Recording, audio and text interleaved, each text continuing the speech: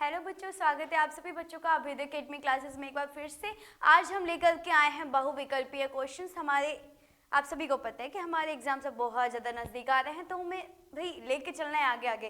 तो यहाँ पे सभी चैप्टर्स के बायोलॉजी के लेक्चर्स में लेकर के आई हूँ, जिससे आप सभी एकदम फुल तैयारी इसमें हो जाएगी। आपके पास अप्रॉक्स 50 क्वेश्चन होंगे। हम सभी यहाँ पे स्टार्ट करेंगे, ठीक है। चलिए, तो पहला क्वेश्चन अगर हम लेते हैं, टैपिटल कोशिका होती है, कैसी होती है? अगुणित होती है, त्रिगुणित होती है कि क्या होती है? तो बेटा टैपिटल के बारे में हम लोगों ने पढ़ा था, है ना। आपके टीचर्स ने आपको बहुत अच्छे से पढ़ाया होगा, जिन्होंने बहुत अच्छे से पढ़ा होगा तो उनको समझ में भी आया होगा। इसमें वो जो टैपिटल कोशिका होती है, जो सेल होती है, वो कैसे होती है? बहुगुणित होती है, ठीक है। कैसे होती है? बहुगुणित होती है, ठीक। इसका आंसर होगा बहुगुणित। और केला किसका उदाहरण है? केला किसका उदाहरण है बताइए? असंजनन का, बहुभ्रूणता का, या फिर अनिषेक फलन का? किसका? तो केला मैंने पढ़ाया था, इसको आप सभी को लेक्चर्स में मिला होगा। अनिषेक फलन का ये उदाहरण होता है, ठीक है। आगे अगर हम चलते हैं, आगे नेक्स्ट क्वेश्चन हमारे पास क्या आते हैं? खमीर। खमीर यानी, अब खमीर जानते हो क्या होता है? ईस्ट, है ना। ईस्ट का यूज करके क्या करते हैं बेटा, है ना। ईस्ट का प्रयोग इनकी तैयारी में की जाता है। दही में तो नहीं होता है भाई, चीज में भी नहीं होता है, तो हमें अच्छे से पता है इथाइल अल्कोहल को बनाया जाता है किसके द्वारा? ईस्ट के द्वारा, है ना। खमीर जिसे कहते हैं। मादा मनुष्य के मासिक चक्र को प्रभावित करता है ना। मेंस्ट्रुएशन साइकिल को प्रभावित करता है क्या? ये तीनों ही प्रक्रिया होती है उसमें। LH और केवल एस्ट्रोजन भी करता है, और FHS, तीनों करते हैं साथ में। सिर्फ अकेले ओनली मत कर देना, आएगा तो तीनों आंसर में टिक होगा, ठीक है। कहाँ हैंग हो गया ये?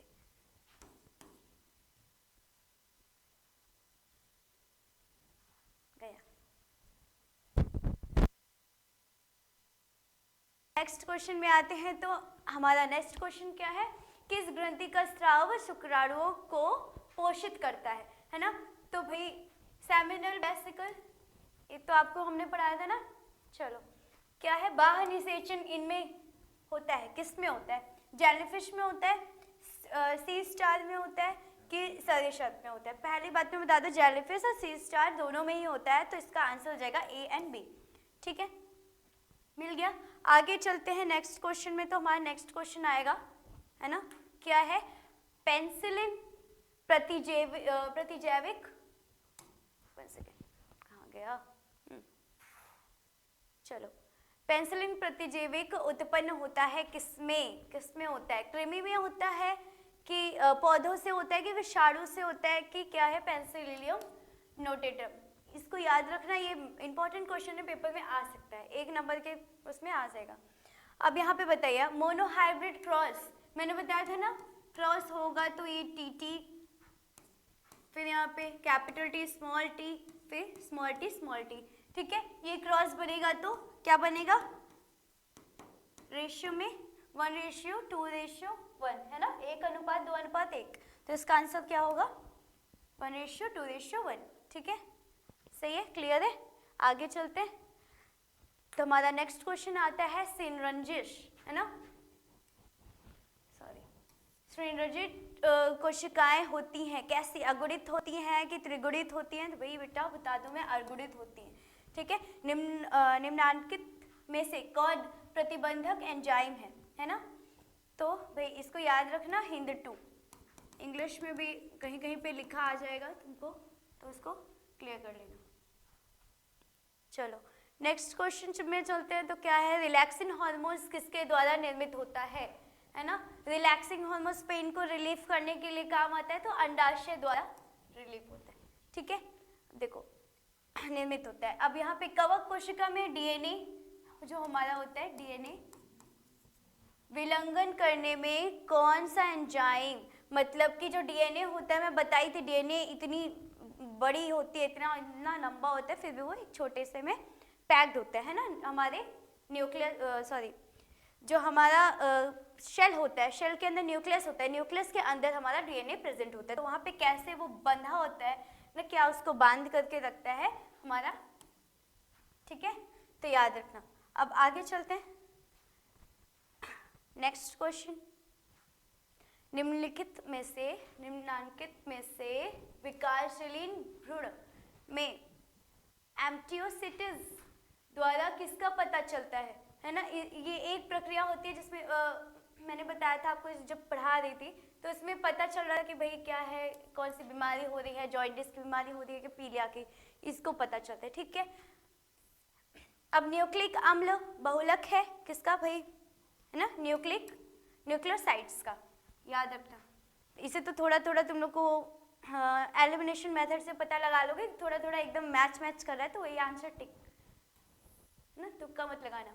बाकी एमटीपी गर्भावस्था में कितने सप्ताह तक सुरक्षित माना जाता है ना। एमटीपी मतलब कि एबॉर्शन की बात यहाँ पे करें कि एबॉर्शन अब कितने महीने, अगर आप गर्भधारण कर रही है कोई लड़की तो वो कितने महीने तक वो अबॉर्शन करा सकती है।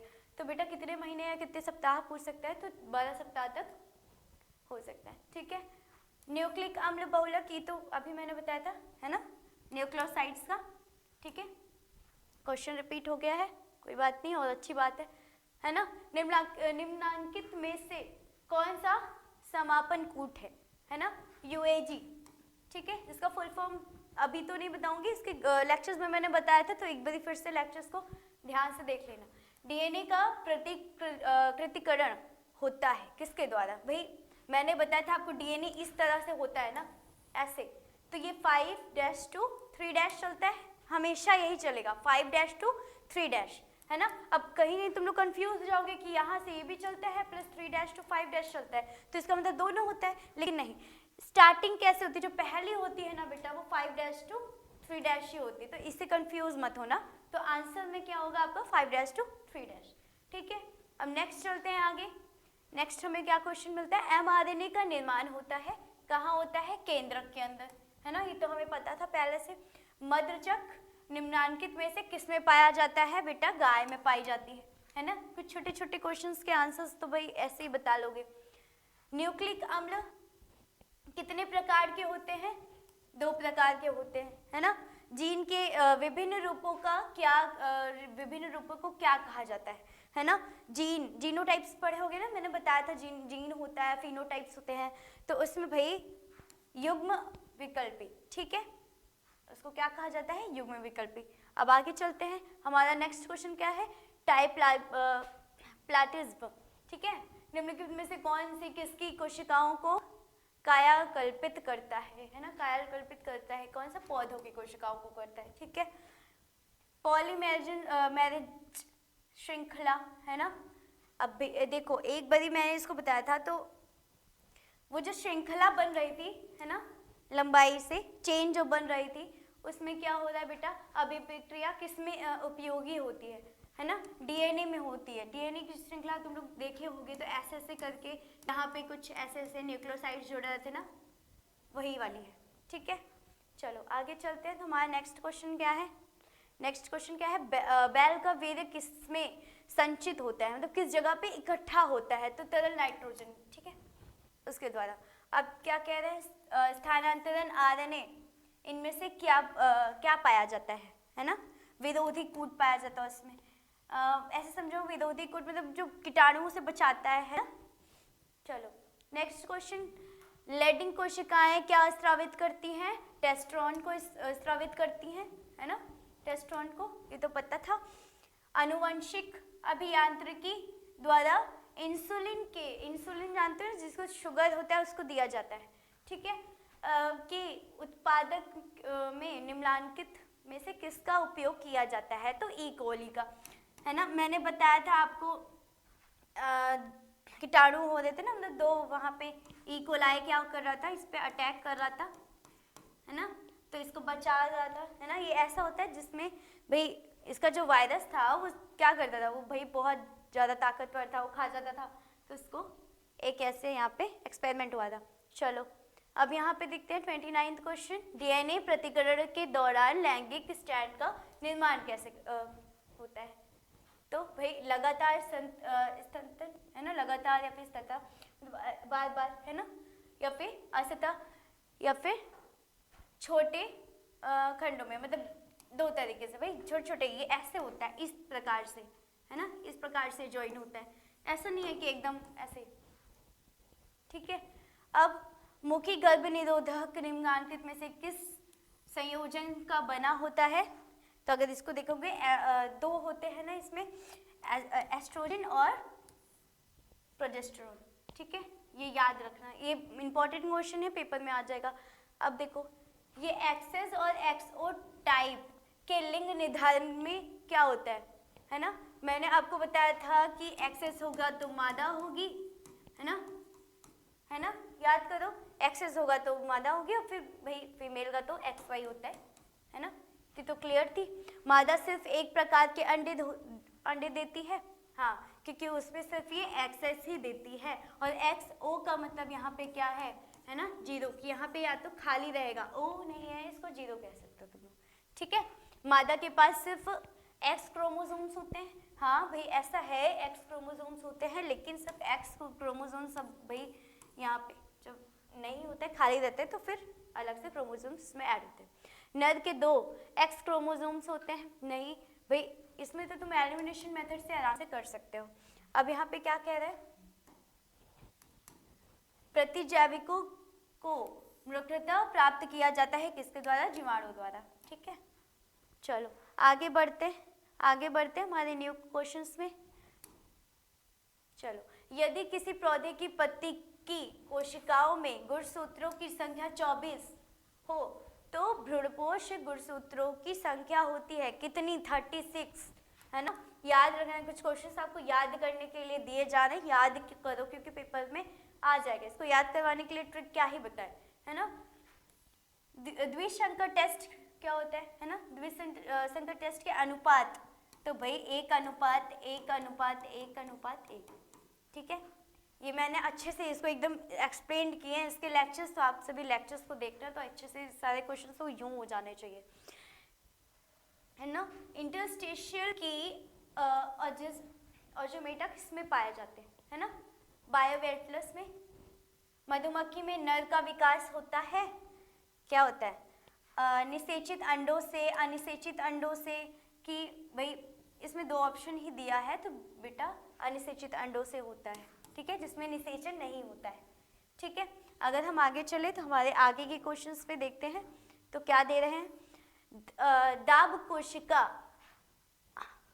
अंततः उत्पन्न होती है किसमें? अलिंगी, है ना, अलिंगी में ही, अलिंगी क्रोमोसोम्स पर अप्रभावी विशेषक के कारण, ठीक है।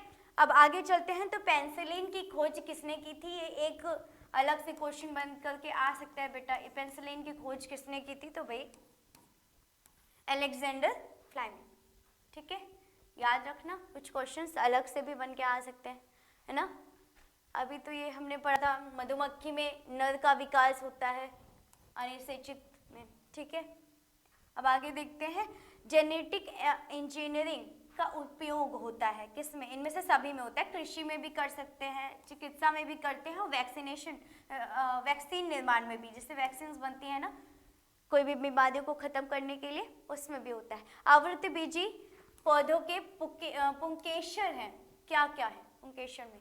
नर जननांग होता है कि मादा जननांग होता है? दोनों में। पुंकेसर की बात करी जा रही है, तो भाई ये तो सिंपल समझ आ रहा होगा किसकी बात कर रहे हैं, नर जननांग की, है ना, वो मेल पार्ट होता है, ठीक है, मेल जनन अंग होता है। अप्रभाविकता एवं पृथक्करण के नियम, है ना, हम लोग मेंडल्स के नियम के बारे में पढ़ रहे थे, तो उसमें यही आया था मेंडल आंसर, ठीक है।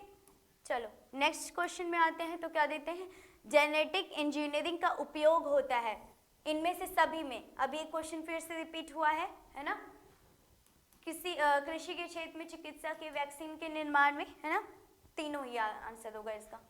गुणसूत्रों का निर्माण, है ना, गुणसूत्र का निर्माण किसके द्वारा होता है? भाई यूक्रोमेटिन के और हेट्रोक्रोमेटिन के, है ना, दोनों, ठीक, इनमें से होता है कि किसमें से होता है? गुणसूत्रों के निर्माण। मैंने बताया था कि भाई गुणसूत्र कैसे बनते हैं, जीनोटाइप और फिनोटाइप से बन रहे थे, भाई इससे तो नहीं होगा, तो इनमें से कोई नहीं, ठीक है।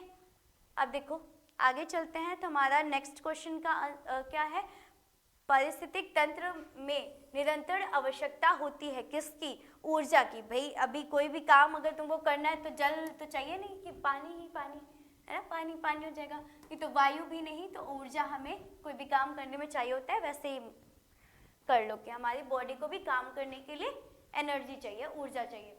चीनी अभियांत्रिकी की नाव किस एंजाइम की खोज से पड़ी? तो भाई प्रतिबंधक अंतः न्यूक्लियोटाइड्स, ठीक है, याद रखना।